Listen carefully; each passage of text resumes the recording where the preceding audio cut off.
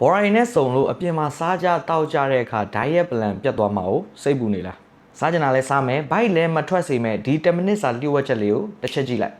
အထီရောက်ဆုံးနဲ့အကောင်းဆုံးနီးလန်းကအစီပါဝင်မှုနည်းတဲ့အသားနဲ့ဟင်းသီးဟင်းရွက်တွေကိုပို့ပြီးတော့တိုးစားမယ်ထမင်းကိုရှော့စားမယ်80%ဘိုက်ဝိုင်တော်ပြီဒါကဂျပန်လူမျိုးတွေအသက်ရှည်ကျန်းမာဖို့သုံးတဲ့လျှို့ဝှက်ချက်တစ်ခုဘာကြောင့်လဲဆိုတော့ခမည်းရဲ့ဘိုက်ပြည့်သွားပြီဆိုတော့သတင်းစကား signal ကအစာအိမ်ကနေအုံနောက်စီရောက်ဖို့အချိန်မိနစ်20လောက်ကြာတတ်လို့ပါအပြင်မှာစားတဲ့အခါလောပြီးမြန်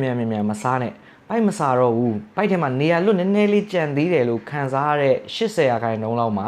ဇွန်းကိုချလိုက်တော့ဒါက over eating လို့ခေါ်တဲ့အလွန်ကျွံစားမိခြင်းကိုအလိုလျောက်ရှော့ချပြီးသားဖြစ်တယ်မလွဲမရှောင်တာလို့လူမှုရေးရအပြင်မှာစားရတာကပျော်ရွှင်စရာပဲဖြစ်ရမယ်စိတ်ဖိစီးစရာမဖြစ်ရဘူးဒီနေ့ရုံစင်းလို့မတွေ့တာကြတဲ့ဘော်ရာနဲ့စုံလို့ပဲဖြစ်ဖြစ်